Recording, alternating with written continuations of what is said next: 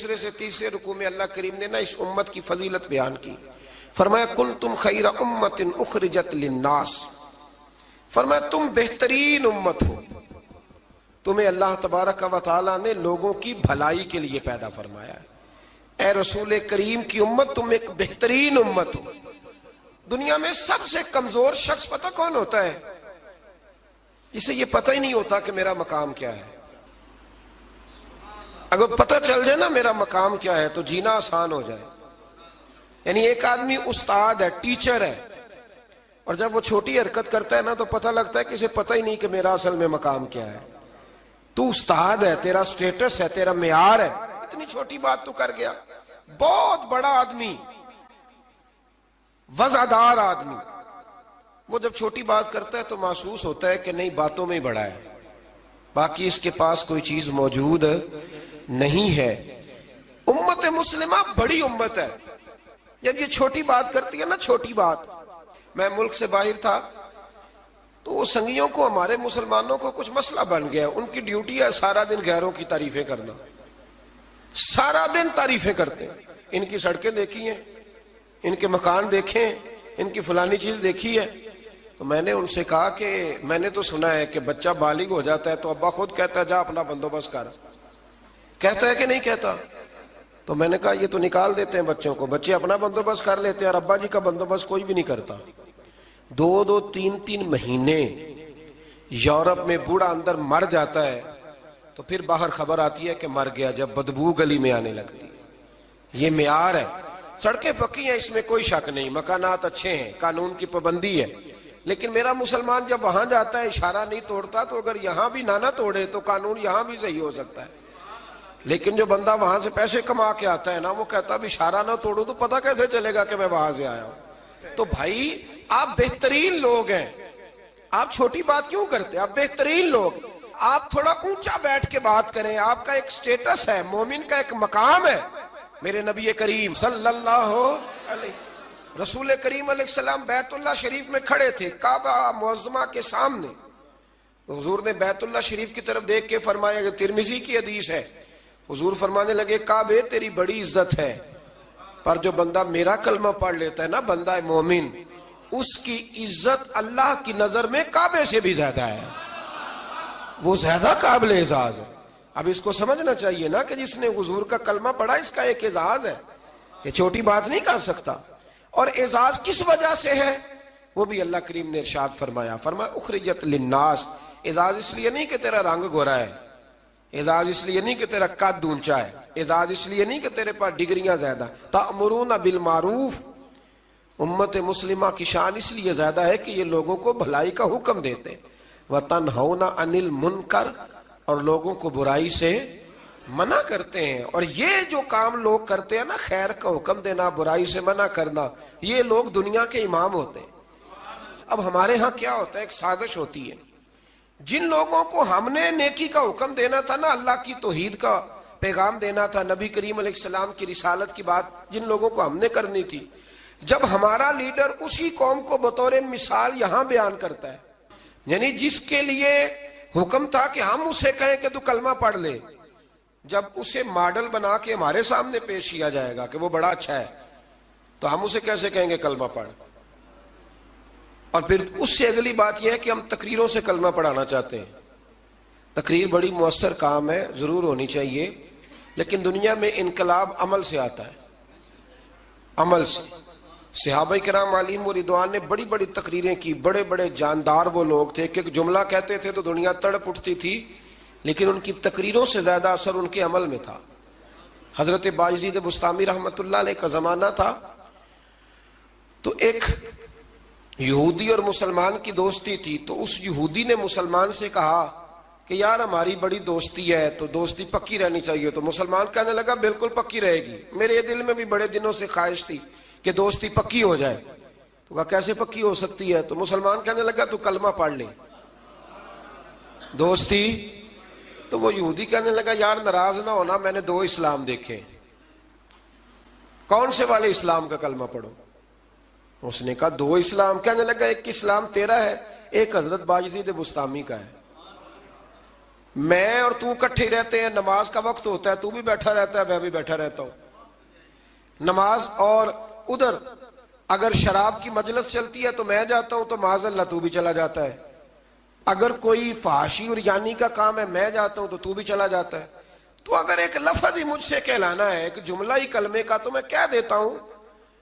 لیکن اگر تو مجھے اس اسلام کی دعوت دیتا ہے نا جو حضرت باجید بستامی کا ہے, حضرت باجید بستامی کا بھی ایک اسلام ہے.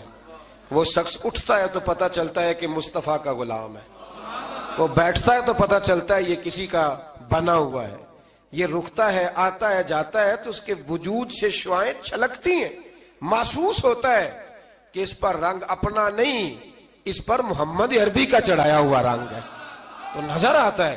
تو اگر وہ والا اسلام ہے تو میں قبول کرنے کو تیار ہوں. مجھے پڑھاؤ کلمہ. کہ دیکھیں نا, ایک شخص سے میں نے کہا کہ تو سر پہ پگڑی باندھ لے, اور میں نے باندھی نہیں ہوئی, تو فوراً اس کے دل میں خیال آئے گا کہ اگر اتنی اچھی ہوتی تو آپ بھی تو باندھتے نا.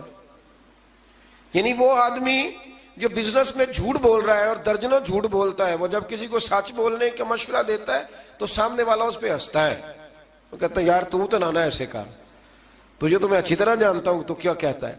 تو اللہ تبارک و تعالیٰ نے اس آیہ کریمہ میں ہمیں سمجھایا ہے.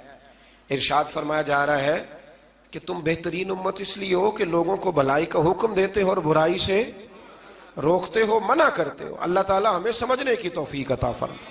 اگلے رکوع میں اللہ تبارک و تعالیٰ نے ارشاد فرمایا کہ بے شک جن لوگوں نے کفر کیا ہے نا, قیامت کے دن اپنا سارا مال دے کے, اپنی ساری جائیداد دے کے بھی اگر وہ جان چھڑانا چاہیں گے تو ان کی جان چھوٹے گی. وہ دوزخی ہیں تو دوزخ میں ہمیشہ ہی رہیں گے. دنیا کا مال قیامت کے دن کام نہیں آئے گا. تو بالکل اس سے متصل اللہ کریم نے پھر حکم دیا کہ کوئی چیز کام آنی ہے تو ابھی سے خرچ کر لو اللہ کے راستے میں. مطلب ہمیں امید ہوتی ہے کہ میرا بچہ پڑھ کے بخشوائے گا, میرے نام پہ خیرات کرے گا, تو میاں جتنی تو نے کی ہے اپنے لیے اتنی اس نے کرنی ہے نا, تو نے پتہ ہی ہے نا تو نے کیا دیا ہے, تو آپ میرا اور آپ کا بیٹا ہی ہے نا. تو اللہ تبارک و تعالیٰ نے یہاں حکم ارشاد فرمایا کہ خود اپنے لیے کر لو جو کچھ کرنا ہے. اور پھر ایک اور عادت یہاں اللہ کریم نے انسان کی بیان فرمائی اسی پارے میں. ارشاد فرمایا کہ اسے تھوڑی سی خوشی ملتی ہے تو راضی ہوتا ہے, اور ذرا سی تکلیف پہنچتی ہے تو شکوے کرنے لگ جاتا ہے. میں اکثر کہا کرتا ہوں کہ جو نعمتیں بن مانگے مل گئی ان کا شکریہ کوئی نہیں, اور جو نہیں نہ ملی ہوئی اس کا رونا ہے. یعنی ایک شخص کے پاس سارا کچھ ہے, بیٹیاں بھی ہیں, جائیداد بھی ہے, مکان بھی ہے, اور تندرستی بھی ہے, علم بھی ہے, بیٹا کوئی نہیں, تو اس سے جب بھی آپ ملیں گے نا تو کہے گا دعا کرو اللہ مجھے بیٹا دے دے. تو خدا کے بندے باقی نعمتوں کا بھی تو ذکر کرنا جو اللہ نے دی ہوئی ہے.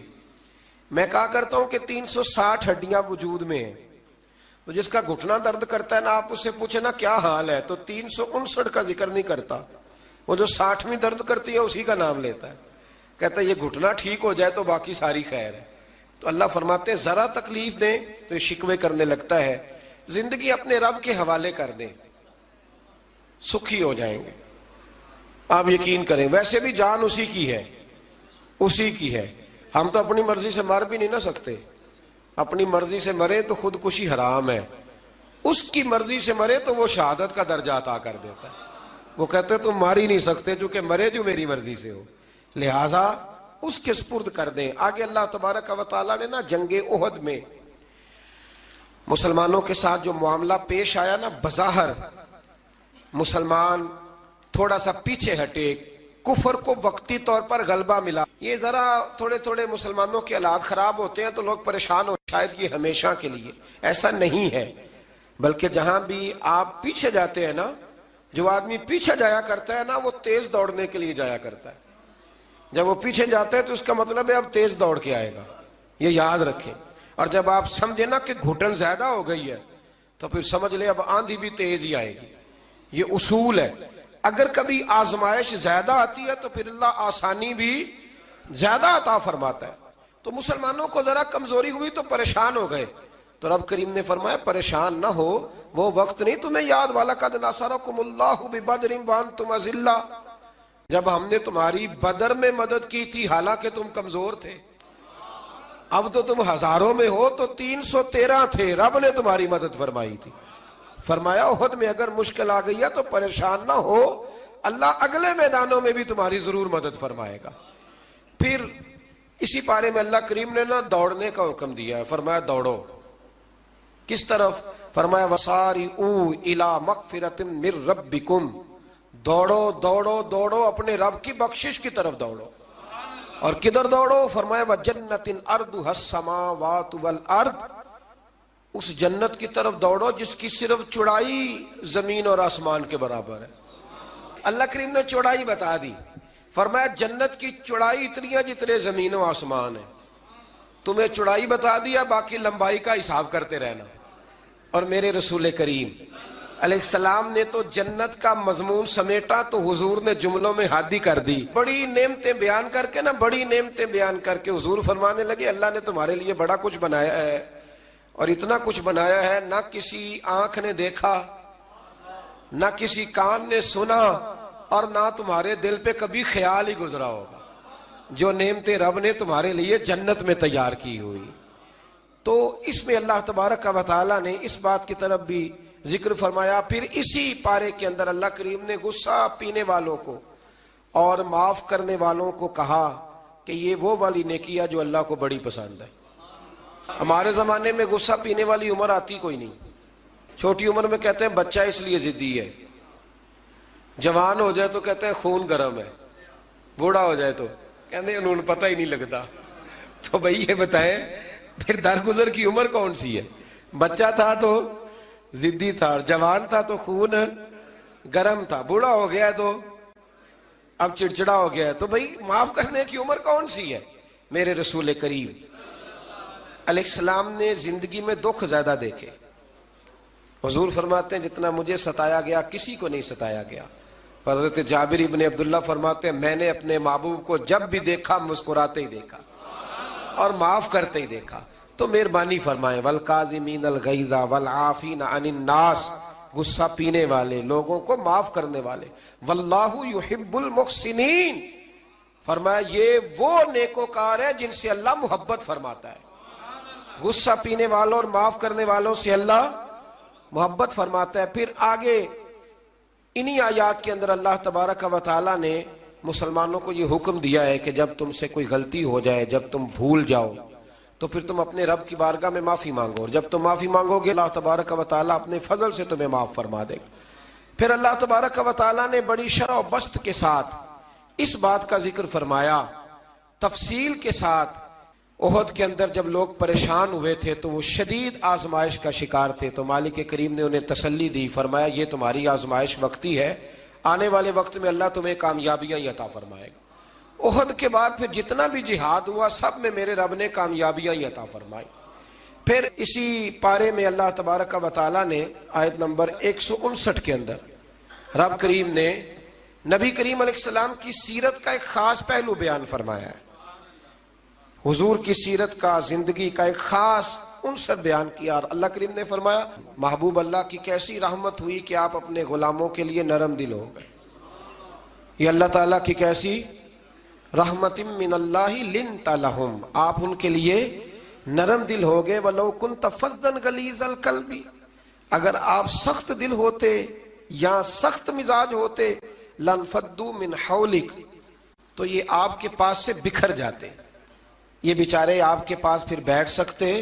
یہ سخت مزاج جو آدمی ہوتا ہے اس کے پاس لوگوں کا جمع غفیر نہیں ہوتا، اس کے پاس سے لوگ ٹوٹنے لگ جاتے۔ اچھا وہ اور چکر میں پڑ جاتا، کہتا دیکھا میرا روب، کوئی میرے پاس نہیں بیٹھتا، کسی کی ضرورت ہے میرے پاس بیٹھے؟ میں نے کہا روب نہیں جناب، آپ مان کیوں نہیں لیتے کہ آپ اخلاقی طور پہ بڑے کمزور ہیں؟ آپ کے اپنے بچے بھی، میں ابا جی کو جانتا ہوں، کئیوں کو جو گھر جاتے ہیں تو بچے چھپتے ہیں اور تسبیح پڑھتے ہیں کہ ابا جی واپس کب جائیں گے گھر سے۔ تو یہ کوئی معیار ہے؟ رسول کریم صلی اللہ تعالی علیہ وسلم کی طبیعت کے اندر وہ خاصیت تھی کہ ہر چھوٹا بڑا میرے محبوب کی بارگاہ میں جا کے اپنا دکھڑا سنا لیا کرتا، حضور معاف کرتے تھے، نبی پاک محبت فرماتے تھے۔ تو اپنی زندگی کے اندر وہ سارے معاملات پیدا کریں۔ ہم خوابوں کی دنیا میں زندہ رہتے ہیں کہ چلو ٹھیک ہے جی میرا بڑا روب چل رہا ہے، کوئی آدمی میرے قریب نہیں بیٹھتا، تو یہ کوئی کمال نہیں۔ نبی پاک علیہ السلام کی سیرت کا کمال یہ ہے کہ حضور تک رسائی آسان تھی، ہر آدمی اپنی بات بڑی آسانی کے ساتھ حبیب کریم کی بارگاہ میں عرض کر لیتا تھا۔ ایک آیت ہے جی جو آپ نے بڑی ضروری یاد رکھنی ہے، یہ آیت نمبر 179 ہے، اس پر آپ نے ضرور توجہ کرنی ہے، ضرور غور کرنا ہے۔ ایک چھوٹا سا مسئلہ لوگ بڑا اس کو الجھا دیتے ہیں، اللہ کریم نے اس آیت کریمہ میں اس کا بھی بیان فرمایا ہے۔ اسی پارے میں سورہ آل عمران میں فرمایا وَمَا كَانَ اللَّهُ لِيُطْلِعَكُمْ عَلَى الْغَيْبِ وَلَكِنَّ اللَّهَ يَجْتَبِي مِن رُّسُلِهِ مَن يَشَاءُ۔ فرمایا اللہ کی یہ شان نہیں کہ عام لوگوں کو غیب کا علم دے، لیکن اپنے رسولوں میں سے جسے چاہتا ہے اسے چن لیتا ہے۔ عام لوگوں کو اللہ اپنے غیب پر مطلع کرتا، لیکن اپنے رسولوں میں سے جسے چاہتا ہے اسے، یہ ایک سورہ آل عمران ہے، کوئی کسی تفسیر میں آپ نہ جائیں، سادہ ترجمہ کسی کا کیا ہوا پڑھ لیں۔ عام لوگوں کو اللہ غیب پر اطلاع دیتا نہیں، لیکن اپنے رسولوں میں سے جس کو چاہتا ہے اسے چن لیتا ہے۔ حضرت عمر فاروق فرماتے ہیں رسول کریم کے علم پر کچھ منافقین نے اعتراض کیا کہ ہم پیچھے نمازیں پڑھتے ہیں، انہیں ہمارا علم نہیں، تو کہتے ہیں نبی کریم منبر پر بیٹھے فجر کے بعد، تو فرمایا پوچھو کیا پوچھنا ہے۔ حضور نے اتنا بیان کیا کہ ظہر کی نماز ہو گئی۔ پھر زور پڑھ کے حضور دوبارہ منبر پر بیٹھے، اتنا بیان کیا کہ عصر ہو گئی۔ پھر عصر پڑھ کے حضور منبر پر بیٹھے، اتنی باتیں بیان کی کہ مغرب ہو گئی۔ حضرت عمر کہتے ہیں حضور نے ہمیں اتنی باتیں بتائیں کہ جہنمی جہنم میں چلے گئے، جنتی جنت میں چلے گئے۔ اور حضور پھر بیان کرتے ہے کوئی پوچھنے والا تو پوچھو مجھ سے کیا پوچھنا چاہتے ہو۔ ہمارے استاد تھے، شیخ تھے علامہ تحسین رضا صاحب بریلی شریف میں، انہوں نے ایک قطعہ کہا تھا بڑا شاندار، کہنے لگے علم غیب رسول کے منکر اس حقیقت کو بھول جاتے ہیں، غیب مانا کہ راز ہے لیکن راز اپنوں سے کب چھپاتے ہیں۔ اور اعلیٰ حضرت نے تو قلم توڑ دیے، فرمانے لگے اور کوئی غیب تم سے نہا ہو بھلا جب خدا ہی نہ چھپا رہا۔ جو سب سے بڑا غیب ہے جب نبی پاک نے اسے ہی دیکھ لیا ہے تو پیچھے کیا رہ گیا۔ تو اس لیے اس آیت کریمہ میں اللہ کریم نے اس مسئلے کو حل فرما دیا۔ ہاں ایک بات ضرور ہے، اس پر ضرور آپ حضرات توجہ کریں کہ اللہ کے انبیاء کی اور نبی کریم علیہ السلام کی بھی کوئی چیز بھی، کوئی طاقت بھی ذاتی نہیں، جو بھی ہے اللہ کا عطا کرتا ہے۔ کوئی چیز بھی ذاتی، علم غیب بھی ذاتی نہیں، اللہ کا دیا ہوا ہے۔ آگے سورہ نساء آ جاتی ہے۔ سورہ نساء کے اندر نا اللہ کریم نے بالکل آغاز میں ارشاد فرمایا کہ یا ایھا الناس اتقوا ربکم الذی خلقکم من نفس واحدہ، اے لوگو اپنے رب سے ڈرو جس نے تمہیں ایک جان سے پیدا فرمایا۔ ایک بہت بڑے پیر صاحب کے صاحبزادے نے نا ایک شخص سے کہا کہ میرا ذرا خیال کرنا، میں فلاں بزرگ کا صاحبزادہ ہوں۔ تو آدمی کہنے لگا تو بھی ذرا خیال کرنا، میں بھی نبی کا صاحبزادہ ہوں۔ اس نے کہا تو کس نبی کا؟ کہنے لگے حضرت آدم علیہ السلام کا۔ تو چپ کر گیا، کہنے لگا بات تیری ٹھیک ہے، کیونکہ سارے حضرت آدم کی اولاد ہے۔ یہ جو قبائل بنائے جاتے ہیں نا، قبیلے، یہ تعارف کے لیے بنائے جاتے ہیں، صرف تعارف کے لیے کہ پتہ چل جائے اس کا فلاں قبیلے سے تعلق ہے، اس کا۔ اور برادریوں میں بھی جو قبیلے ہوتے تھے وہ ایک برادری کی بھی مختلف شاخیں ہوتی تھیں، مختلف شاخیں۔ قریش، بنو امیہ یہ قبیلہ ایک تھا، پھر اس کی آگے شاخیں ہو گئی، اور بہت سارے لوگ تھے جو تقسیم در تقسیم ہوئے، شاخیں بنتی جاتی ہیں۔ تو یہ سارا کچھ کیا ہے؟ تعارف کے لیے ہے، ورنہ اولاد سارے کس کی ہیں؟ حضرت۔ اور نبی پاک علیہ السلام نے جب خطبہ دیا نا حجت الوداع کا، تو حضور نے اعلان فرما دیا، فرمایا نہ کوئی بڑا ہے، نہ کوئی چھوٹا ہے، نہ کوئی گورا ہے، نہ کوئی کالا ہے، نہ کوئی عربی ہے، نہ کوئی اجمی ہے۔ ہاں ان اکرمکم عند اللہ اتقاکم، اللہ کی نظر میں اس کی عزت زیادہ ہے جو زیادہ پرہیزگار ہے۔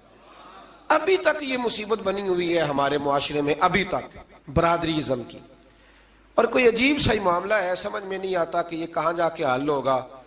ایک ہی برادری سے دو لوگ ہیں، ان سے کہا گیا کہ جناب وہ آپ نے کہا تھا کہ راجپوت فیملی میں رشتہ مل جائے تو اچھا ہے، تو مل گیا، کر لے۔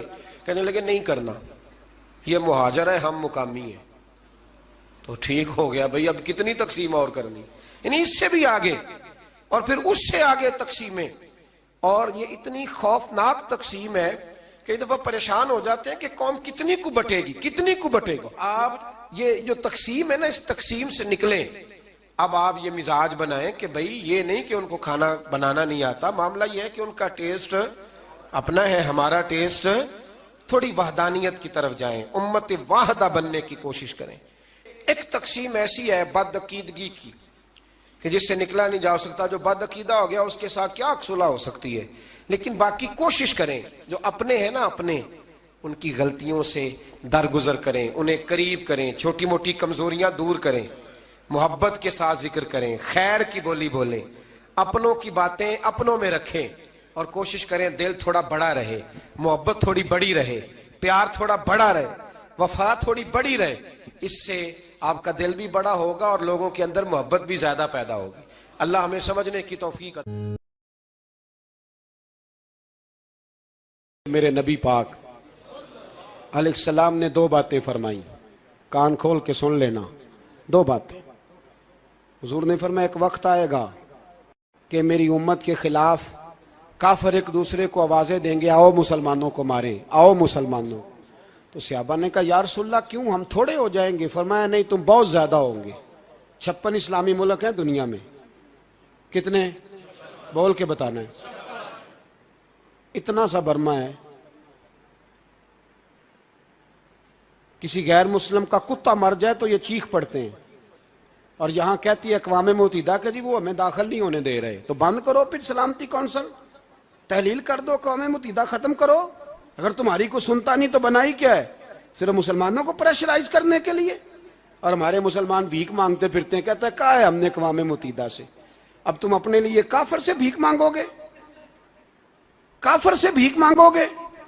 میرے عزیز نبی پاک علیہ السلام نے فرمایا کافر ایک دوسرے کو بلائیں گے مسلمانوں کو مارے. یا رسول اللہ ہم تھوڑے ہوں گے؟ فرمایا بہت زیادہ ہوں گے. تو حضور کیا ہوگا؟ فرمایا تمہیں وہن ہو جائے گا. یا رسول اللہ وہ کیا ہے؟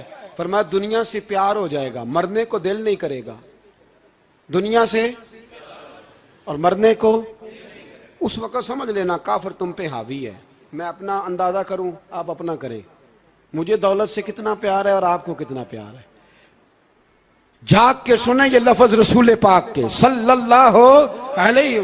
حضور نے فرمایا جب تجھے دنیا سے پیار ہو جائے، دولت سے پیار ہو جائے، اقتدار سے پیار ہو جائے، اور جب تجھے موت بری لگنے لگے، تیرا مرنے کو دل نہ کرے، پھر کافر تیرے اوپر چڑھ آئے گا. آج دولت ہی تو رہ گئی ہے، باقی بچا کیا ہے؟ میں اکثر کہتا ہوں شادیاں نہیں ہوتی، تجارتیں ہوتی ہیں. لڑکی والے کہتے ہیں کہ لڑکا زیور کتنا ڈالے گا، لڑکے والے کہتے ہیں لڑکی جہیز کتنا لائے گی. تجارت، ہر جگہ دولت، ہر جگہ پیسہ، ہر جگہ سرمایہ. جہاں جس معاشرے میں تلاوت بکے، نعت بکے، تقریر بکے، اس سے زیادہ اور تباہی کا معاملہ کیا ہوگا؟ میرے عزیز میرے رسول پاک علیہ السلام کے صحابہ کے قریب دنیا داری آ سکی؟ نہیں آئی. حضرت ابو بکر صدیق نے پانی مانگا تو لوگوں نے دودھ دیا، فرمایا پیچھے کرو. ابو بکر نے نعمتیں چھوڑ دی ہیں. اب ابو بکر وہ والا کام کرتا ہے جو رسول پاک نے کیا ہے. فرمایا نہ دودھ شاید پیش نہ کرو، جو مانگتا ہوں بس وہ دو. حضرت ابو بکر صدیق نے بڑے مالدار تھے. حضرت عمر فاروق رضی اللہ تعالیٰ عنہ کے پاس صحابہ کرام جمع ہو کے آئے. کون سا ایسا شخص ہے جس کی تنخواہ میں اضافہ ہو جائے؟ تو لوگ کہتے ہیں نہیں مجھے نہیں چاہیے. پر ہم نے وہ لوگ دیکھے ہیں. حاجی صادق صاحب کو مسجد والوں نے کہا 1000 روپیہ تنخواہ بڑھانی ہے، تو حاجی صاحب کہنے لگے میرا بڑا سونا گزارا ہوتا ہے، مینوں نہیں بڑے نے.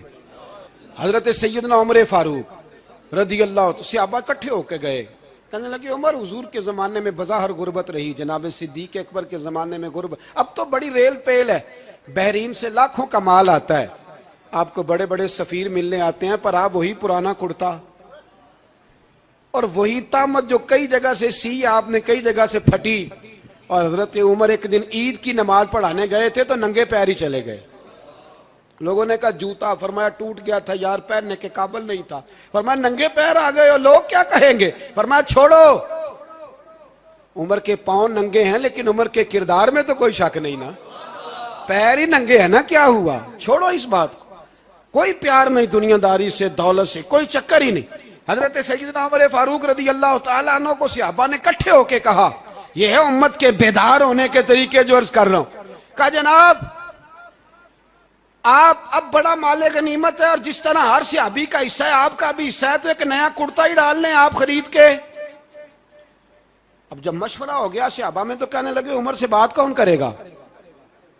نیا کرتا پہننے کی عمر سے بات کس کو برا لگتا ہے جی؟ نیا کرتا کون بات کرے گا؟ حضرت سیدنا علی المرتضیٰ کا انتخاب ہوا۔ کہنے لگے مولا علی کی بڑی عزت کرتے ہیں، ان سے بڑا پیار کرتے ہیں، ان سے بات کرتے ہیں۔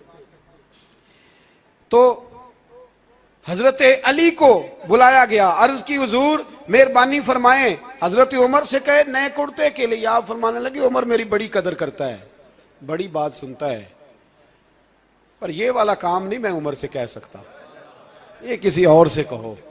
تو کہنے لگے آپ رہنمائی کر دیں کس کو کہیں؟ تو جناب علی المرتضیٰ فرمانے لگے اگر حضرت عائشہ صدیقہ سے کہو گے تو عمر فوراً مان جائے گا، وہ مومنوں کی ماں ہیں۔ صحابہ حضرت عائشہ کے پاس، اماں جی عمر کو بلائیں، ان کو کہیں بڑے بڑے سفیر آئے ہوتے ہیں، وہی پرانے کپڑے پہن کے بیٹھ جاتے ہیں۔ اللہ اکبر۔ حضرت عائشہ نے پیغام بھیجا، فرمایا عمر کو بلاؤ۔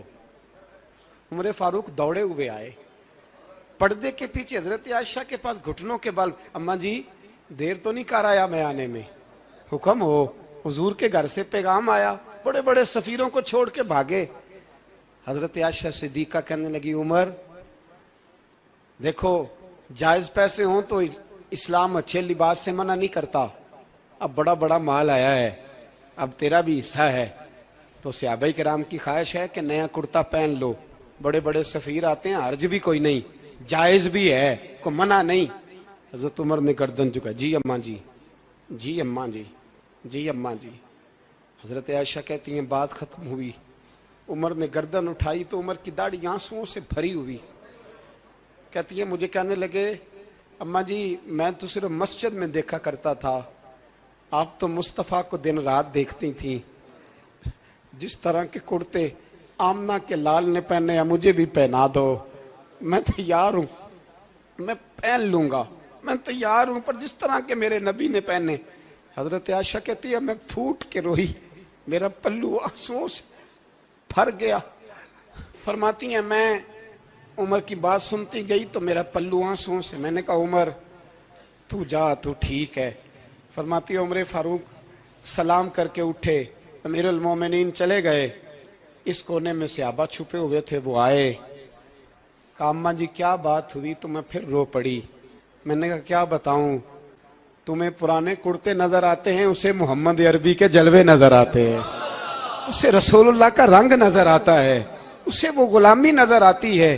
عمر کو دنیا سے پیار، اور دنیا سے پیار نہیں تھا، دعا پتہ کیا تھی؟ یوں جھولی اٹھا کے اللہ مرزقنا شہادتن فی سبیلک وجعل موت فی بلد حبیبک، اللہ عمر کو بسترے والی موت نہ دینا، موت شہادت کی دینا، اور میں میدان میں جا کے نہیں مرنا چاہتا، مجھے رسول اللہ کے شہر میں موت چاہیے، باہر جا کے نہیں، یہی میدان لگے مدینے میں، یہی موت آئے، اسباب بنا، میں مدینہ بھی نہیں چھوڑنا چاہتا۔ او بھائی ان لوگوں کو نہیں پیار تھا، جناب صدیق اکبر کا وصال ہوا تو زہر کے اثر سے، وہ جو آپ کو زہر لگا تھا، بعض مفسرین نے لکھا ہے کبھی کبھی وہ جو سانپ نے ڈسا تھا تو کبھی کبھی اس کا اثر آتا تھا، بس اللہ نے شہادت دینی تھی کبھی کبھی، ورنہ تو بڑی شفائیں تھیں۔ حضرت عمر شہید، حضرت عثمان، جناب علی، امام حسن، امام حسین، علی اکبر، علی اصغر، حضرت عباس، حضرت سعد بن معاذ، حضرت امیر حمزہ، مصعب بن عمیر۔ میرے محبوب نے تو لسٹ بنائی شہیدوں کی، لسٹ بنائی شہیدوں کی، شہادت سے پیار کیا رسول اللہ صلی اللہ علیہ وسلم کے غلاموں نے، پیار کیا شہادت سے، اسی لیے تو کافر اٹھ نہیں سکا کہ شہادت سے حضرت سعد بن معاذ رضی اللہ تعالیٰ عنہ کو زخم لگ گیا، جنگ سے زندہ آ گئے لیکن زخم ہے، رو کے کہنے لگے محبوبہ سارے شہید ہو گئے میں ایسے ہی رہ گیا۔ حضور نے فرمایا نہیں، رب تجھے بھی شہادت کی موت ہی عطا فرمائے گا۔ اسی زخم میں پردہ ہو گیا۔ میرے بھائی حضرت عمر بن جموع رضی اللہ تعالیٰ عنہ 4 بیٹے لے کے احد کے میدان میں آئے، کہا محبوبہ میرے 4 ہی تھے، میں سارے لے آیا ہوں، سارے ہی قبول ہیں؟ اور میں ٹھیک ہے، پھر خود بھی زرہ پہن لی، ایک ٹانگ سے لنگڑے تھے, ٹانگ چھوٹی تھی. حضور نے فرمایا تو نے کیوں لباس پہن لیا ہے؟ کہا حضور میں نے بھی تو جہاد پہ جانا ہے نا. تو حضور نے فرمایا تیرے 4 بیٹے جو جا رہے ہیں.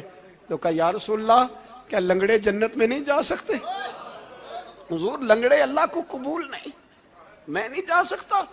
تو میرے نبی پاک صلی اللہ علیہ وسلم نے فرمایا نہیں, جنت تو تیرا انتظار کر رہی ہے. کہا حضور پھر میں بھی جاؤں گا, بچے جائیں گے تو میں بھی جاؤں گا. ایک بی بی احد کے دن 3 سال کا بچہ لے کے گھر سے نکلی. بیبیوں کو کہتی ہے میرا خامد بھی بدر میں شہید ہوا, بھائی بھی اور باپ بھی. آج حضور نے پھر بلایا ہے, دل کرتا تھا کوئی جوان بیٹا ہوتا تو میں پیش کرتی, پر اب میرے پاس یہ 3 سال کا ہی ہے. بچہ لیا مدینے میں مسجد نبوی میں, حضرت بلال سے کہنے لگی 2 منٹ حضور کا دیدار چاہیے. نبی پاک آئے, کیسے آئی ہو؟ کہنے لگی محبوبہ میں شہید کی بیٹی, شہید کی بہن, شہید کی بیوہ ہوں. میرے پاس اب جوان تو کوئی نہیں, یہ 3 سال کا ہی ہے. حضور نے مسکرا کے فرمایا یہ کرے گا کیا کرے گا؟ کہنے لگی حضور سنا ہے اسلحہ تھوڑا ہے, ڈھال کی ضرورت ہے, لوہے کی ڈھال ہوتی تھی, جب تلوار آتی تھی تو آگے کی جاتی تھی. کہا محبوبہ میرا شہید کی اماں بننے کو بڑا دل کرتا ہے, یہ میرا 3 سال کا لے جاؤ, جب تیر آپ کی طرف آیا تو میرا بیٹا آگے کر دینا, یہ ڈھال کا کام تو دے گا نا. ہنستے ہوئے محبوب کی آنکھوں میں آنسو آئے, بچے کو پکڑ کے سینے سے لگایا, ماتھا چوما, فرمایا جا تیرے ساتھ وعدہ ہے قیامت کے دن تجھے شہید کی اماں کہہ کے ہی پکارا جائے گا. وعدہ ہے تیرے ساتھ تجھے شہید کی. میرے بھائی مرنے کو دل ہی نہیں مسلمان. میرے نبی پاک صلی اللہ علیہ وسلم نے فرمایا جس کے دل میں کبھی شہادت کی آرزو پیدا نہیں ہوئی, اس کے سینے میں دھڑکنے والا دل مومن کا ہے ہی نہیں, وہ تو منافق ہے. جو کبھی دین کے رستے میں شہید ہونے کو, میرے بھائیوں دین کو بڑی ضرورت ہے, بڑی ضرورت ہے, بڑی. اے خاصائے خاصان رسول وقت دعا ہے, امت پہ تیری آ کے عجب وقت پڑا ہے. وہ دین جو بڑی شان سے نکلا تھا وطن سے, پردیس میں وہ آج غریب الغربا ہے. فریاد ہے اے کشتی امت کے نگہباں, بیڑا یہ تباہی کے قریب آن لگا ہے. اور ایک شاعر قلم توڑ گیا, کہنے لگا تجھ سے فریاد ہے اے گنبد خضرا والے, تجھ سے فریاد ہے اے گنبد خضرا والے, کعبے والوں کو ستاتے ہیں کلیسا والے. تجھ سے فریاد ہے اے گنبد خضرا. اپنے اندر دین کا درد پیدا کرو, ذوق پیدا کرو, مسلمان بن کے جینا سیکھو. جب کوئی برادری پوچھے تو کہو میں محمدی ہوتا ہوں, میں مصطفی ہوتا ہوں, میں رسول اللہ کا غلام ہوتا ہوں, میں پہلے مسلمان ہوں باقی کچھ بعد میں ہوں. خدا را اپنے گھر میں پردہ کراؤ, خدا را رزق حلال کھاؤ. اگر پردے نہ ہوں, رزق حلال نہ ہو تو جذبہ جہاد پیدا نہیں ہوتا. خدا را اپنے اندر انقلاب برپا کرو, دین کے لیے جینا سیکھو. دین بڑا تڑپتا ہے, دین بڑا روتا ہے. رسول اللہ آج تجارت کرنے والے ملتے ہیں, آج سیاست کرنے والے ملتے ہیں, دین والے نہیں ملتے, دین کے درد والے نہیں ملتے. اپیل ہے آپ سے, آج رات 2 نفل پڑھ کے اور کچھ نہ ہو سکے تو مسلمانوں کے لیے دعا ضرور کر دینا, ان کے لیے دعا ضرور کر دینا. اپنے آپ کو بیدار کرو, بیدار کرو. بھئی ہم تو آج تک اس لیے ڈر رہے ہیں کہ ہمارا چہرہ ہی نبی پاک جیسا نہیں بن سکا, تو داڑھی رکھنے میں بھی ہم ڈرتے ہیں, نمازی بننے, مسجد آباد کرنے میں, مسلمان کہلانے میں بھی تک خوف ہے. تو بتلاؤ نا اس سے آگے بات کب چلے گی؟ جہاد کی بات تو بڑی آگے جا کے ہے. بدل جاؤ, رسول اللہ کا غلام بن کے جینا سیکھو. نبی پاک صلی اللہ علیہ وسلم کی غلامی کا پٹا اپنے گلے میں ڈالو. یہی امام حسین کی سوچ ہے, یہی امام علی مقام کا پیغام ہے. اس کو کبھی فراموش نہ کرنا. امام حسین ہمیں بتا گئے سارا کچھ لٹ جائے پر دین کے اندر کوئی نقص واقعہ نہ ہونے پائے. کوئی شرابی, کوئی بے ایمان, کوئی لٹیرا کبھی اس کے سپورٹر نہ بننا. ہمیشہ وہ کسی شاعر نے کہا تھا ہم سے نہ رقم ہوں گے قصیدے یزید کے. کسی نے کہا کسی ظالم نے میری سپورٹ کر, میری بات کر, تو اس نے کہا ہم سے نہ رقم ہوں گے قصیدے یزید کے. کیونکہ ہم لوگ تو حسین کے سیرت نگار ہیں، ہم لوگ تو حسین کے سیرت نگار ہیں۔ یہ محرم کے جو دن ہے یہ انقلاب کے دن ہے، رونے پیٹنے کے نہیں، انقلاب کے دن، جذبوں کی بیداری کے دن، ظلم کی آنکھوں میں آنکھیں ڈالنے کا جذبہ پیدا کرنے کے دن۔ اس کو اسی رنگ میں لو۔ اے خالق کائنات، اپنے محبوب کی امت پہ رحم فرما اور اپنے فضل سے ہمیں دلوں میں جذبہ جہاد اور شوق شہادت عطا فرما۔ آخر دعوانا ان الحمد